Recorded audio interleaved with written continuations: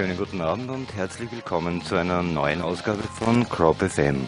Das Thema der heutigen Sendung lautet Wild Things That They Don't Tell Us, und im Interview haben wir heute den Reg Presley, der den älteren Zuhörern vielleicht noch aus seiner Zeit als Sänger bei den Drogs ein Begriff ist.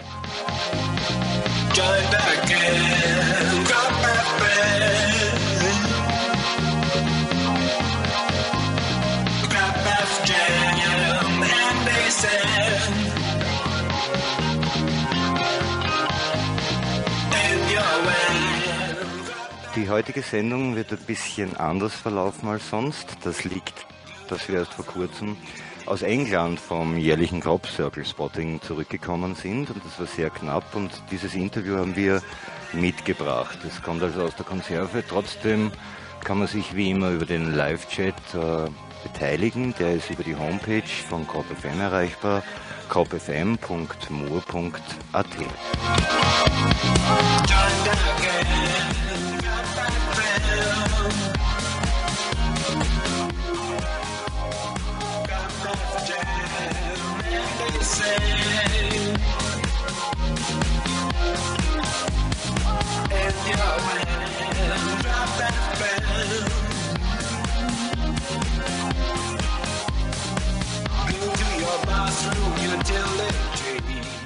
Tarek ist heute nicht mit dabei. Chris Haderer ist fast allein im Studio. Bei mir zu Gast ist neben der Intervieweinspielung auch noch die Tina Strauß. Die war schon ein paar Mal bei den Big Brother News mit dabei. Es hat einen Grund, warum sie da ist. Sie wird nämlich auch bei der nächsten Sendung dann mit dabei sein, und am Ende der heutigen Sendung werden wir dann mehr darüber erfahren.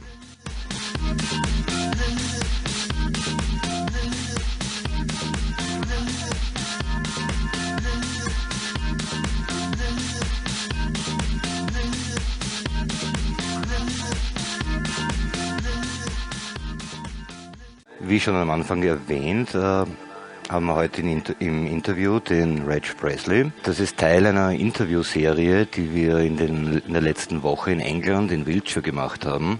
Über dieses Thema wird Anfang September in einer Crop FM-Sendung weitere Informationen geben. Da wird dann die Linda Howe per Telefon zu Gast sein. Wir werden dann auch noch weitere Interviews einspielen. Es lohnt sich auf jeden Fall in der nächsten Zeit irgendwann bei Crop FM auf der Homepage vorbeizuschauen. Da werden auch Interviewclips von dem Material, das wir in England gesammelt haben, zu hören und zu sehen sein, und es wird auch eine Fotostrecke dazu geben.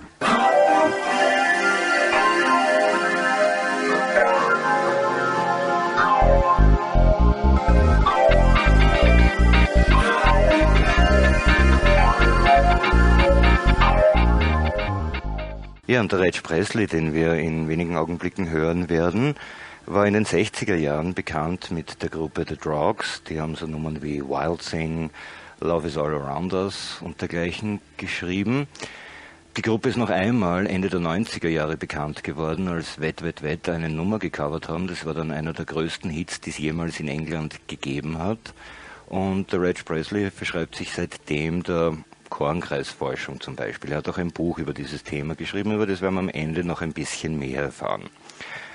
Wir haben ihn in einem der Innenlokale, könnte man sagen, von den Croppies in England getroffen und haben ein Interview mit ihm aufgezeichnet, das wir jetzt dann mehr oder weniger ungeschnitten abspielen werden.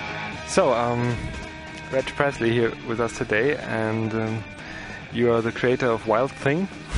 Mm-hmm. Well, not the creator, no. We did Wild Thing first. I didn't actually write Wild Thing. Oh, okay. With a Girl Like You, Can't Control Myself, Love Is All Around, and others, yeah. But wish I had written Wild Thing. Yeah. Okay. And so you got interested in crop circles in the 90s, I assume? 1990, August the 7th. What made you become interested in the subject? I saw in the Sunday paper, and here we are, Sunday. I saw in the Sunday paper a crop formation, and Sunday's a great day, you know, if the weather's good and you go for a drive, and it was somewhere to actually go to, you know.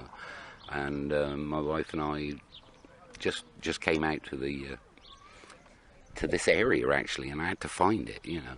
And I found it eventually because of the people, you know. I saw people in the field, and from the top of the hill, I looked down on it, and I couldn't believe, you know, the sort of symmetry of it. You know, it was great. So I walked in, not thinking anything really, you know, and walked in there, and I saw Busty Taylor, who is a crop enthusiast, and I said, you know, who did this? He said, you tell me. You know? So it led to about an hour or two, excuse me, led to about an hour or two of nattering to him, and I thought there's more to this than meets the eye, because I've been able for years to dowse with dowsing rods to find water and things, and I saw a guy behind me who had these divining rods out of his pocket, and I said, can I borrow those? You know, so I borrowed them, and I walked across.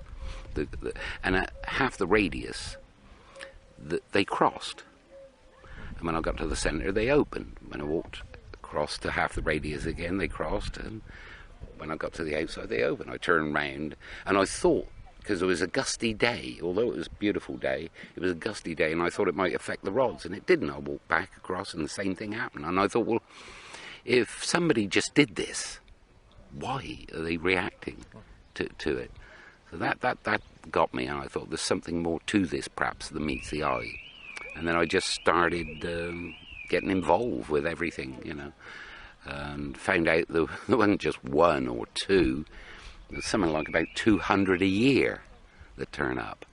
And that's quite a few, you know. Yeah. But today I would say that 95%, maybe even more, are man-made. But that is not to say that they're, you know, a hoax. And the reason I say that is because there was a field south of Stonehenge, just south. And just south of Stonehenge. And two guys that were making them said that they were making them, Doug and Dave, were there, and they brought the media to the field and said, look, we did this, and we're going to prove it to you, because there was half a circle one side and half a circle the other side, done in like the letter D. Mm-hmm. And they said, look, we signed it even, Doug and Dave, D, right? What they didn't know is that we were filming above, around it, and right down in the corner of the field that had been probably done a month earlier, the corn was laid down, and just rising up, almost, you couldn't almost notice it, but the corn had risen up, and it was the exact replica of what they had done, and they knew nothing about it. So you've got to say that there's a little more to this than really meets the eye, and that's held me in there. I would love to know. Whether I will live long enough to find out is another matter, but there are some strange things. Even birds. I got a guy to speak who really didn't want to speak to camera, and I got this guy to finally tell us what happened. He mends combined harvesters, and he said, believe it or not, they don't break down in the farmyard, they break down out in the field, and you don't know which field they're in, so they give you a grid reference. He said, and I'm following the grid reference. He said, and I turn up at a field, there's a huge crop circle, just a plain circle. And he said, just to make conversation to the farmer when he got there, he said, I see you've got one of those hoaxes on your land. And the farmer said to him, you think they're hoaxes? And he said, don't you? He said, what time do you finish, the farmer? He said, normally about 5:30. He said, stick around till 6 and keep looking up. And it was a valley like this. And so he was intrigued. And so he said, quarter to 6, he said, I finished that night eventually. He said, and I sat down and undid my flask, poured the coffee. He said, and I sat there just looking. And looking up, like the farmer said. He said, and I saw a flock of geese coming from a distance. Mm-hmm. He said, and the geese fly in a V formation. And if you're a countryman, you know that geese eat somewhere and roost, go to sleep somewhere else. Mm-hmm. You know? And they fly in a dead straight line to do that. And he said, I'm watching them, sipping my coffee. He said, when they got to the outside of the circle, it was as though they hit a brick wall, burst apart, went round, formed up in the V the other side, and carried on. Oh, and he said, You know, and I thought to myself, whoa, you know, there is something going on here. So we started getting the magnetometers at work. And if you put them on the ground, you get a reading of 1 degree shift. If the corn's turning, you get a 1 degree. If you lift it 2 foot off the ground, you get a 2-point movement. Right up to 6 foot. You can't hold your arm up any higher than that, as it were. So we know that something's happening in the magnetic field inside the crop formation, but not outside the crop formation. So there's something going on here, you know. We have, you know, the experience of those geese flying round one. So there's a magnetic field disturbance of some description over at least the simple ones. The Then you start going back through history and to the Aborigines of the world, you know, and especially in Australia, they put circles. Yeah. If they want to let somebody else know if there's water ahead. If there's a circle or a white circle, that's water. And if there's more circles, it means there's more water there, right? It's like throwing a pebble into the water and seeing the ripples. If there's a lot of ripples, there's a lot of water. That's how they spoke to one another, through geometry. So here we were in the early days having rings within rings, and we're thinking, is there a water connection with this? You know, why would there be water? 3.5 million gallons of water went missing out of a lake in Andover with a crop formation by the side of it. 3.5 million gallons. It left 6 or 7 inches in the pond, just enough to keep a fish farm alive 1 mile down the road, right? And this was happening around the world as well. It happened in Japan, in Bangladesh. Oh, there were crop circles in Japan? I've never heard. In the rice paddy fields, you know? Yesterday we were talking about this. Though. Yeah, it's incredible. So here you have, you know, on water, and I'm thinking, water. What could it be a connection with water, you know? Mm-hmm. And then wet. It's like to thump me in the chin and say, wake up, you know, wet. Go and do Love Is All Around, you know.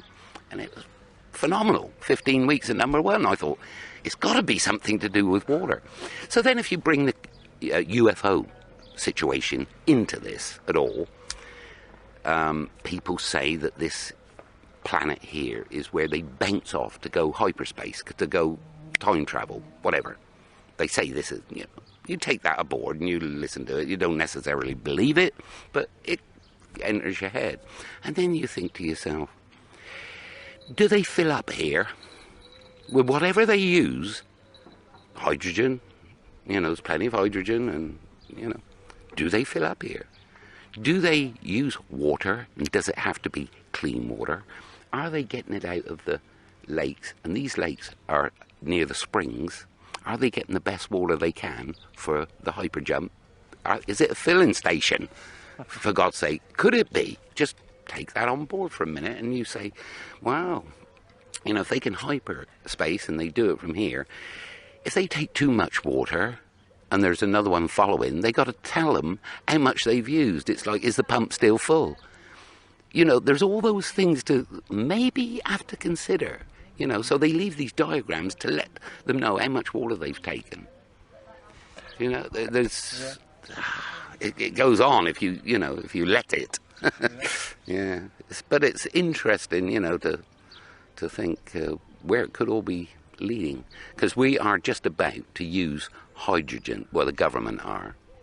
Let's put it that way. They won't let us use it for our cars purely because there's not enough money in it. And we have to use the oil until it's running out, you know.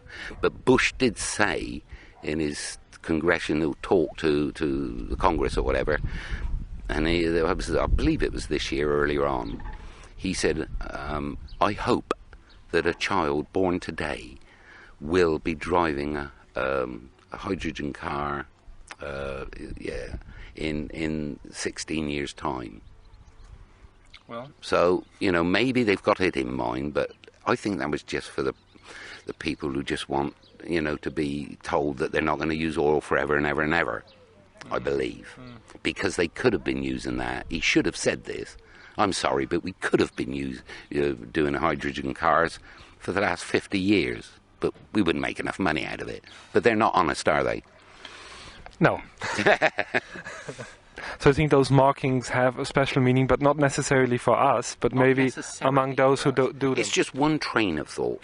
You can go off on another and another. It depends what you've taken on board, you know, and how you use that. Is like the way we learn, the way we teach ourselves anything. It depends what you hear. Your wife might be watching TV and she hears something really important. You don't. And she doesn't tell you, so you don't know. And this is life. There's important things that you're catching. Yeah. And if you can find them all and take them on board, you know the answers. You know, but nobody, it's like most of the people will think, oh, well, yeah, that's somewhere else, you know, yeah. And get on watching Coronation Street or EastEnders or some, you know, mundane sort of programme. But that's their life. That's okay, that's fine. It's just that some of us want to know what's going down. And unless we start thinking about it from all aspects, we aren't going to know.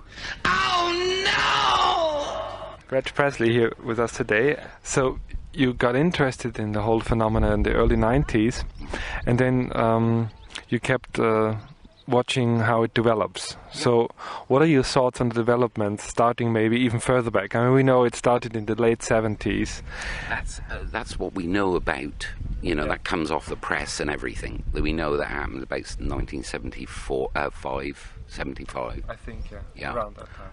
But did you also know that down West Country, even farther down West Country, Somerset and Cornwall, in the year 1000, they used to do dance steps to what they saw, the crop formations in the fields. So here we go, you know, we've got a team of dancers like you have probably in Austria that go, we have the same here. They're called Morris dancers, and their steps are funny. And they say that in the year 1000, people would go out, and when they saw a formation, they would see the way the corn was twisted, and that was the way they would dance.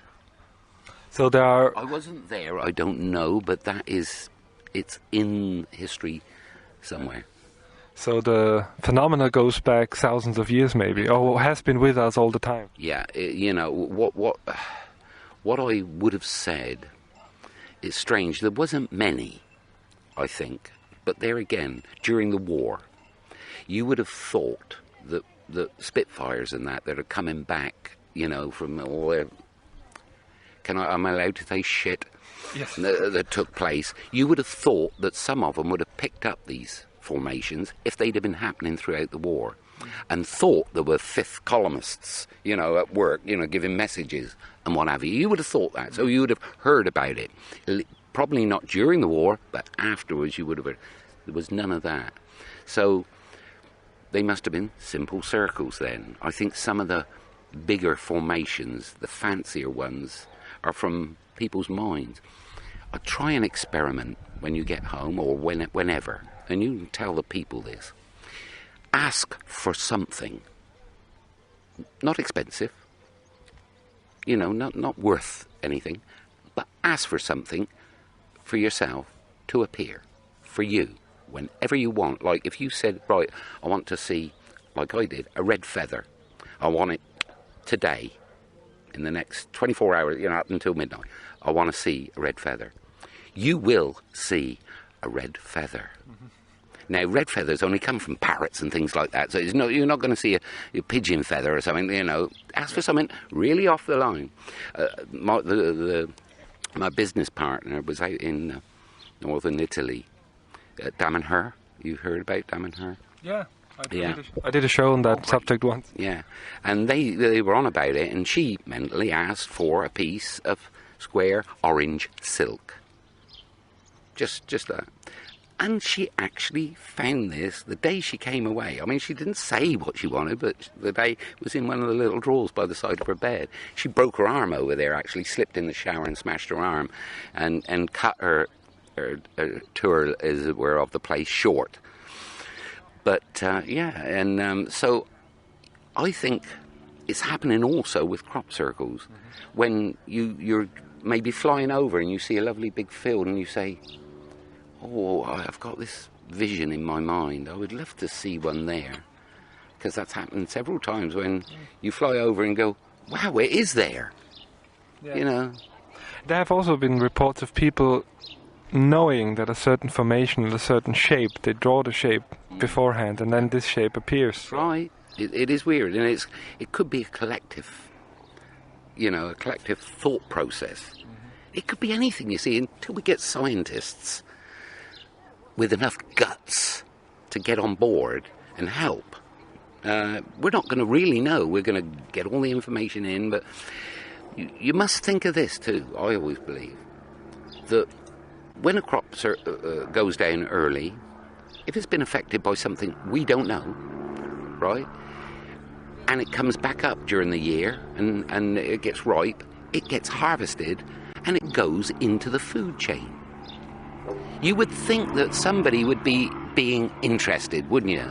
I mean, helicopters fly around this area. Loads of them, yeah. Yeah, every day. And I have a photograph of an object over near Silbury Hill, carved like into the ground, and it's of a red Indian, And one of the old ancient Indians came over here because he was looking. Yeah, I know, helicopters. Oh. But he was looking for the place of the last ceremonial dance. Now, you'd have thought being... So, let's just repeat, an Indian... a red Indian, Native Indian, Native American, came over here. I met him. Lovely little guy. He's short, but he's big in stature. You know what I mean? He's short in stature, but great guy. And he came over here looking for the place of the last ceremonial dance. Now you think to yourself, why is he looking in a country that until Christopher Columbus went to, we didn't even know existed? Why is he looking for the place over here of the last ceremonial dance? And I meant to bring it, but I have a postcard that was taken by the government that's filtered its way through, probably a pilot thing, and oh, look, at a time of year when I believe they'd had a sprinkling of snow, and some of it had gone, but it made the motif, as it were, in the field come out. It was all hillocks and little indentations, and it filled up to make this diagram of a red Indian sat, they do, like this, with feathers stuck out the back of his head.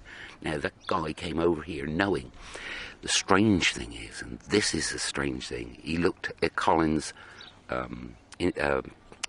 computer, and he was trying to look for the shape he had to find, right, this corn circle, as it were, and he wondered if he'd let him look and see, because that was the place of the last ceremonial dance.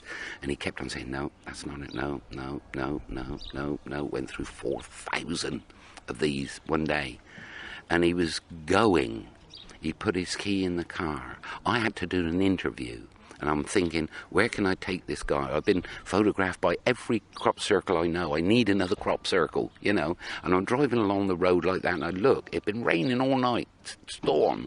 And I looked across and I saw this one that they called the Scorpion. Okay, yeah, right? Yeah. And I can't wait to get back. And I phone Colin and I say, Colin Andrews. Yeah. And I said, you wouldn't believe what I've just seen out in the fields. It's like a scorpion. It's like that. And he went, my God. And it was a bit too late to catch the guy there, but he did. About 2 hours went by and he got him again. And he said, I think I've got the one you're looking for. And this Indian that's in the snow, the shape, and made it, visible, is looking straight across at Silbury Hill and over to where that scorpion came that night. There's no ifs, there's no buts. It was meant to be taken, it's like as though we're all laid out here, everything that we do is going to come to fruition of some description. And I believe the ancients have got something to do with that, because they keep on about this 2012, 21st of December 2012. And I think that is not the end of the world, But it's the end of the way we used to live. And I think from that point on, we're going to live the proper way. And things have got to happen before we can live the proper way. Because I believe it'll be without money. I really do. And the only way that can happen is something like Twin Towers happening again in a strategic place of the street. It's laid out, I believe, that these things are going to happen. And the stock markets will crash. And the only way back is to say, well, look, I'll do that for you. You know, you give me a chicken. It's not bartering, but I believe that one day we'll be able to go around the supermarket and everybody will be doing their jobs, but you won't get paid, but everything will be free. Mm-hmm. That is way off, you know, but... Well, 8 years. Yeah, I know. It's not long if things happen correctly. Mm-hmm. But remember I said that.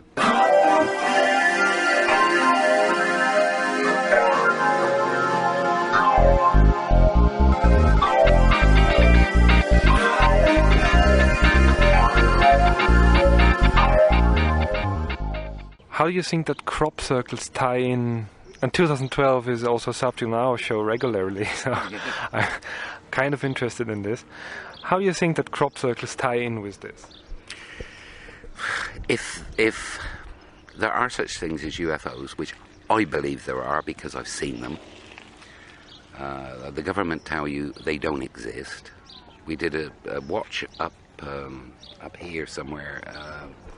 That was just before I got it, but Colin was telling me about it.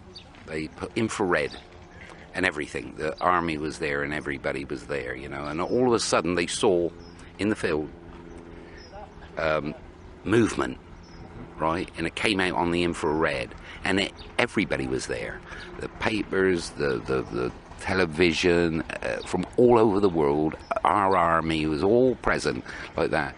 And a big thing went out across the network straight away. Whoa, something's happening in the field, you know, blah, blah, blah, you know, there's things moving. Whoa, is it aliens? Yeah, like that. They tried to do that, and they got thrown a D notice by the government. A D notice means they can't even put it out to the world, even if they wanted to. It is not allowed. The government has told you not to do it. Now, what is the government doing something like that when they don't believe? On which basis can they say? Do it on any mortal thing you like. They could just say no. As soon as they knew it was 4 hoaxers going out to make them, oh yeah, let the press out, let it know, you know. So you know, if something was to happen, even if it happened outside the Houses of Parliament, I guarantee you they'd have some thing in the back of their mind to tell all the people, no, it's just something we've got, this new thing that we've developed. They would not let you know, you know. So you've got these things, are they working with the government? Do the governments of the world know that something? There's some governments that are up front. Mexican government is up front. Yeah. Portugal, I think, also had a... Belgium? Yeah, Belgium. Portugal, yeah. They're coming forward, but it's whether they're going to come forward fast enough or whether they're doing it gently, because they all dwell back to 1939 with War of the Worlds, when they put out a program as though it was real and as though it was happening in America. Martians were coming down the streets in these machines, zapping everything, right? Now, wouldn't you be nervous if all of a sudden you woke up one morning like that and turned on the news or a program like that and this is the news, and Martians were coming down the street with annihilating everybody? Even if it was Iraqis, you would, wouldn't you? Americans always think people are panic, you know, but if they're benign, you know, or malign, whatever one is, if they're not shooting everybody, why not let them come down the street? Why not say hello? What's all the panic about? You know, it's the way they did it, and they think people will do that again. I believe they won't. I believe they're ready for it. There was also a report... H.G. Wells, that's what... H.G. Wells. Yeah. Well, there was also a report in the 50s done, I think, but American government agency, I'm not sure which, the Brooklands report. Have you heard about this? No, I haven't. Well, they also... I might have done, where there was a UFO sighted at the traffic lights when they were taking No, actually, it was a study of the government. What would happen if we got in touch with aliens? They had the Mars explorers going out the first one, and they said, "Don't tell, because the public will panic." That was the assessment in the 50s, but it's not necessarily true today. No. But they only go by that one thing that they did with H.G. Wells. That's their response. They think everybody will panic. And they won't. If some got a craft, I would be over the moon if one landed right by the side of me and a guy got out and said, "You want to come for a ride?" But I might say, between the crop circle phenomena and there's so many possibilities. Three sort of eyes.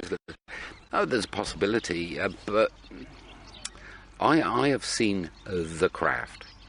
And to know that there's the craft there, solid object, that does it for me. All the other becomes a possibility then, But you have to still hold on because it might not quite be what somebody at arm's length is pretty big here, 500 yards away.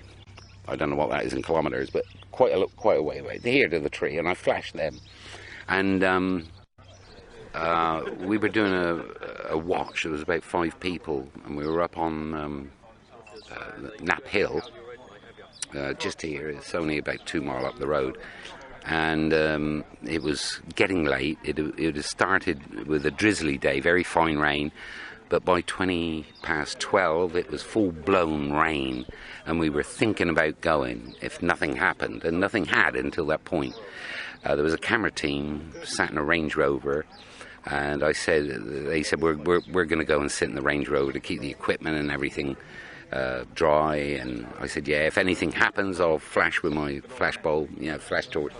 Anyway, we 12:20, an object came through. It was elliptical. If you hold your arm out like this, it was elliptical, and it came through. I worked it out roughly about half the size of a jumbo jet coming through, the valley. It was low cloud cover because of the rain. There was somebody else up on the hill which was actually in the mist of the underside of the cloud, as it were, and we were able to triangulate it to about 9 miles away. And this thing must have been huge to be that kind of size at arm's length, at 9 mile away. Orange, it went straight through, no noise whatsoever. I turned and flashed over my shoulder to the camera crew, who looked but didn't have the cameras ready, and when I turned back, another one went through. They all saw it. They knew it had happened, but they didn't film it. And I did a little bit to camera about it, and they all agreed, yes, he did see what he saw and whatever. And they went.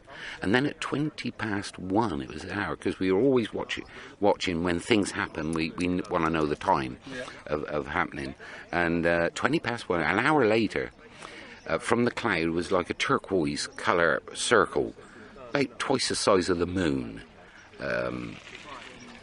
And I figured it was like the water in the cloud where it looked turquoise, because from that came this white light, and it came towards us, and if you go like this to the camera, it came like this. And about a year later, I was telling somebody, and I realised, I thought, that's impossible. I've seen slow light. That is not possible. Light, you either see it or you don't see it, And this was lighting up the hills, So I thought, this is crazy. In the village, an answering service came on in somebody's house at exactly 1:20. All the clocks stopped at 1:20. So, something definitely happened. This area here is on 3 grids. It's right the corner of 3 grids that supply all their electricity, and none of them had a fault. Because we phoned up to find out if there was a change, and everything's done with a computer now. No, there was no faults last night. So you go on and on. There is something out there. There's something here. It's happening. If you want to ignore it, you can. You can do like the ostrich does and bury his head in the sand.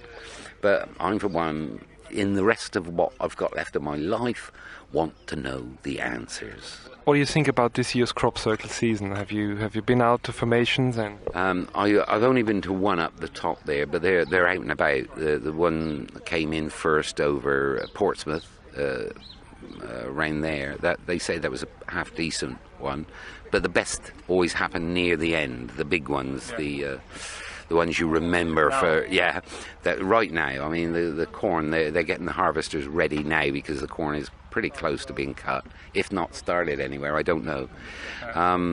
I have got a life that goes alongside of this, and it's a very complex life, and I have to be more so involved. So I'm not putting the 100% in that I used to, but I've got to a point where I consider that even if somebody films it and gets me the vision of the crop circles, which I do every year, that's fine. If somebody knows something really, special about something, yes, I will go. But it's like year after year after year, you need help from scientists. We're not going to get that because crop circles aren't a science, and until they are a science, you can't do it. I remember a story, somebody saying that the scientists were having a meeting, and the hall was full, and one of the latecomers was coming into the hall.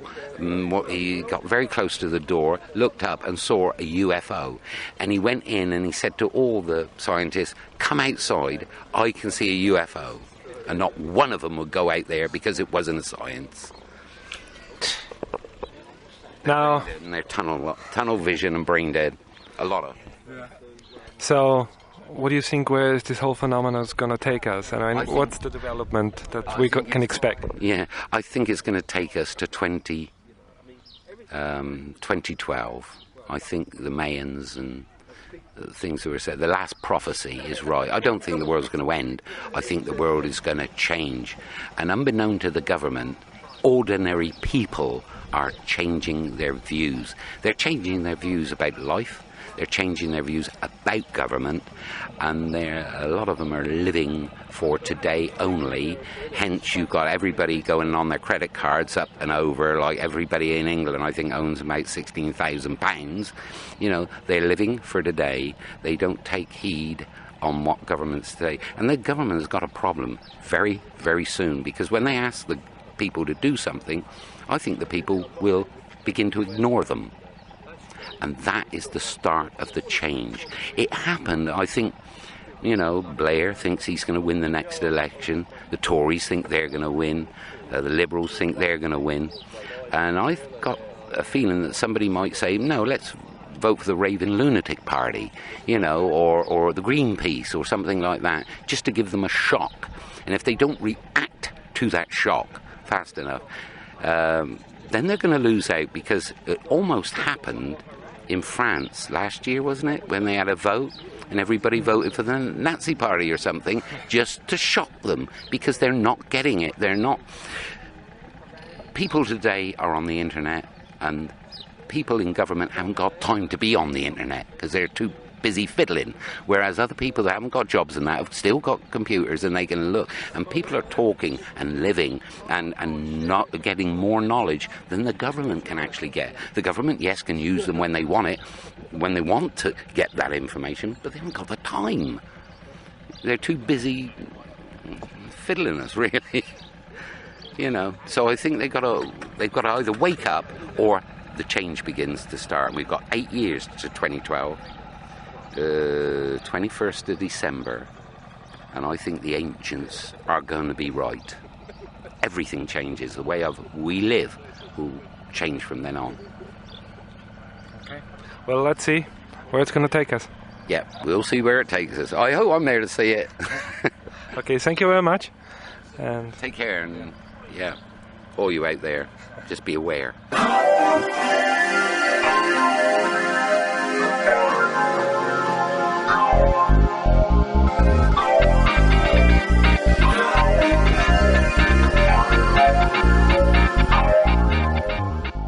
Ja, das war das Interview mit dem Reg Presley von der Gruppe The Drogs, das wir vor ein paar Tagen in England in einem Kosein-Beisel der Kornkreisforscher aufgezeichnet haben.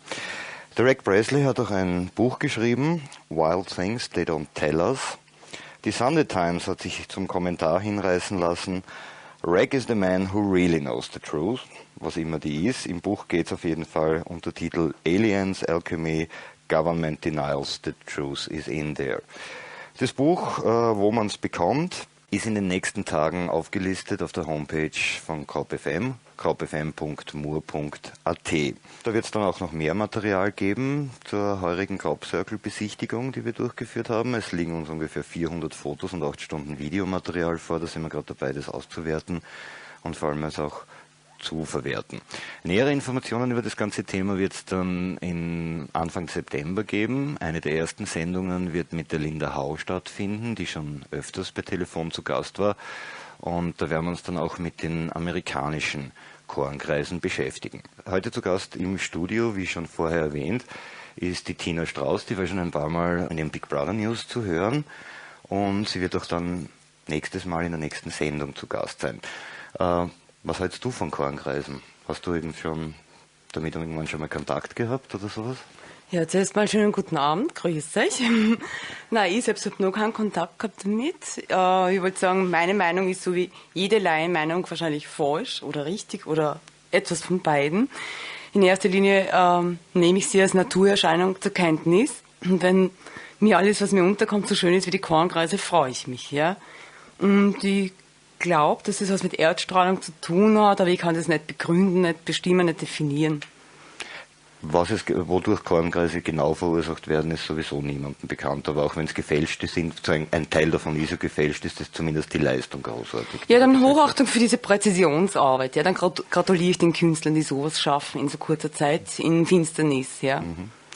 Ich habe da ja ein bisschen Choren mitgebracht. Du wirst da aus einem Chorenkreis heraus, den wir für sehr echt halten und der auch eine fühlbare Ausstrahlung, zumindest haben es der Tarek und ich so empfunden gehabt hat. Du wirst ein kleines Experiment machen, weil du hast ja die Fläche dazu, dass du da auch sowas tun kannst. Ja, du hast mir Ehren mitgebracht und ich versuche im nächsten Frühjahr bei uns am Berg einen Keimversuch mit einer Kontrollgruppe mit Weizen, der ähnliche Größe und Körnung hat. Und ich schaue einfach, wie das Wachstumsverhalten ist, ja, ob sich da was tut, ob das Getreide unter Anführungszeichen spinnt oder ob es überhaupt aufgeht. Ja, interessiert mich einfach privat. Ich nehme an, du wirst dann vorbeikommen wieder mal und uns sagen, was daraus geworden ist. Ja, können wir machen, gern. Okay, du bist in der nächsten Sendung mit dabei. Die findet am 20. August statt. Ja. Ja. Magst du uns erzählen, worum es gehen wird? Du weißt das besser als ich. Es ist eine Textcollage über einen sogenannten Raum. Das sind die Leute, die der Durchschnittsösterreicher Zigeuner nennt. Das ist eine fiktive Geschichte. Er reist in seine eigene Vergangenheit und erlebt romantische, traurige, lustige Geschichten. Er verbratet uns die Klischees auf einen Ort, wo man sich dann überlegen muss, was die Leute eigentlich gegenseitig kolportieren, was sie für Geschichten erzählen, und das ist mit der Identität der Romas überhaupt mit den heutigen sowas von überhaupt nichts mehr gemein hat. Ja? Und ich denke, man mehr wird uns dann noch der Herr Stoiker erzählen können, der Herr Mongo Stoiker. Der Name Stoiker wird uns sicher bekannt sein, weil der Harry Stoiker ist Jazzmusiker und der Herr Mongo Stoiker ist sein Vater und er ist Literat, Dichter. Er hat zuletzt ein Buch rausgebracht, das heißt Die Legenden der Luara. Luara ist auch ein Stamm der Rom, der angehört, und ja, er wird mitkommen. Und wir werden uns dann ein bisschen so mit der Sprache, der Mythologie und der Vergangenheit der Rom beschäftigen. Freue ich mich schon drauf, dass du dann wieder dabei sein wirst. Ja, die heutige KrobFM-Ausgabe ist eine verkürzte Ausgabe, eben Zeitmangel, weil ich erst vor kurzem wieder zurückgekommen bin aus England, vom Chorenkreisschauen eben. Ja, und ich möchte die heutige Sendung mit einem kurzen Zitat aus dem Buch von Reg Presley beschließen. Da geht es darum, um die Wahrheit, und Government bodies will try to keep us from truth. Und er kommt zum Schluss: Our only chance of winning that truth is for the believers to become the majority. Ja, in diesem Sinne wünsche ich allen noch einen schönen Abend und ich hoffe, wir hören uns wieder am 20.